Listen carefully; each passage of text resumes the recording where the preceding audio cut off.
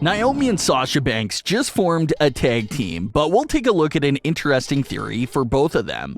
We'll also take a look at some rumors behind the brand split and Brock Lesnar's opponent. Let's start things off with the rumors surrounding Brock Lesnar's MSG opponent.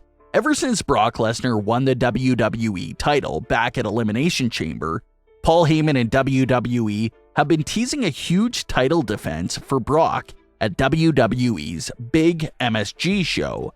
The MSG show in question will take place on March 5th.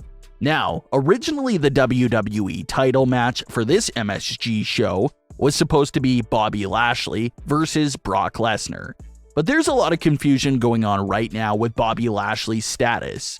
WWE has him listed as being in the concussion protocol. Reports claim that he's prepping for shoulder surgery that will keep him out of the ring for 4 months. So just a huge question mark surrounding Bobby Lashley's status right now. Newer reports also claim that Lashley was legitimately trying to get cleared for the MSG show and even Wrestlemania. So is he trying to hold off on the surgery until after Wrestlemania? Or what exactly is going on there? No one really knows. But apparently Lashley could still appear at WrestleMania if he gets the clearance. But Paul Heyman did say that if Lashley couldn't make it, that he'll find a good replacement of someone that will take away the WWE title from Brock Lesnar. And even during the contract signing, Heyman also teased the fact that the WrestleMania main event may not be a title unification match after all, because Brock is going to lose the WWE title at MSG against this mystery opponent. WWE has been mentioning the MSG show a handful of times on television lately, but it's still pretty unclear if this is going to be a special event that we can see on Peacock or something like that. Because the way they keep talking about it makes it seem like this show will be televised, but WWE hasn't really been advertising the show or any other match on the card besides Brock Lesnar's WWE title match. So it's hard to tell if everyone will be able to watch it or not. WWE did air an MSG show on their network way back in 2015. So maybe they do the same thing here. We'll have to see about that. But as far as the possible challengers for Brock Lesnar go, if Lashley can't go, let's take a look at the possible names. All these names right here are rematches, but they're pretty high-profile matches. It could be someone like AJ Styles. AJ and Brock faced each other a handful of years back in a champion versus champion match that AJ Styles lost. So it'll be a good revenge spot for him after all these years. Randy Orton would be another great choice. Orton and Lesnar met at SummerSlam a handful of years back, but Orton never got any payback on Brock for what happened there. Another great choice would be Big E. Sure, Big E really isn't in the singles division anymore, but he did lose the WWE Championship and never got a rematch or even a single segment with Brock after day one.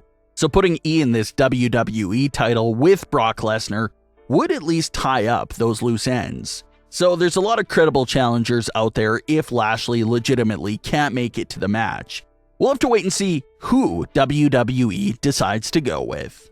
So we previously talked about how the WrestleMania 38 main event will be a title unification match that will give us one world champion.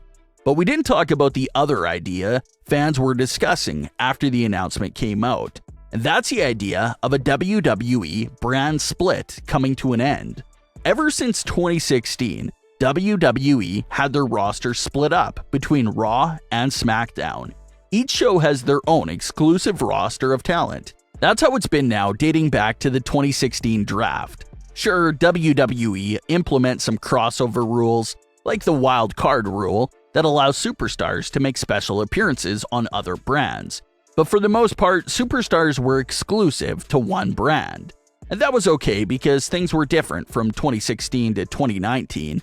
The WWE roster was absolutely loaded, so they could afford to split rosters like that. But ever since those 2020 and 2021 releases, the overall roster is a bit more depleted now, and fans have been calling for the brand split to come to an end.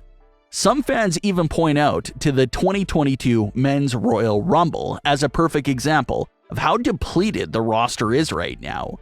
So at this point, the fans have been saying to combine what's left of the roster between Raw and SmackDown and let everyone appear on both shows again, like it was prior to the 2016 draft. Opening up the roster and letting everyone appear on both shows may also help spark some new life into the shows. The idea of the brand split coming to an end is really heating up because of the world title unification match at WrestleMania. If there's going to only be one world champion after WrestleMania, that tells us that whoever is the world champion will be appearing on both shows. You're not going to leave Raw or SmackDown without a world champion, so obviously the winner of that unification match will be on both shows because of that fact. The only question that remains unanswered is if the same thing will apply to the rest of the roster. Will everyone be allowed to appear on both shows, just like how this world champion will be appearing on both shows? It's an interesting idea to think about right now, but it looks like we'll get the answer to that question after WrestleMania. Sasha Banks and Naomi have just formed a tag team with each other, and there's no doubt in anyone's mind that they will have great success as a team and capture those tag team titles real soon. But us wrestling fans, we like to jump ahead and just try to picture what will be happening down the line ahead of time. And that's what fans are doing here with the breakup story of Sasha and Naomi. The team of Sasha and Naomi loosely reflects Team RK Bro in this sense. Sasha Banks is basically in the same role as Randy Orton. She can't be trusted, and we've seen her turn heel on so many partners and so many friends in years past.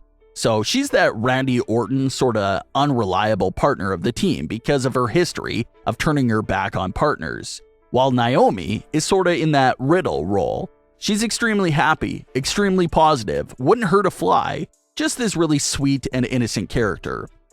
So some of the outcomes that fans were discussing for this split was that Sasha would turn on Naomi. That's true, that seems to be the most predictable route here for this team.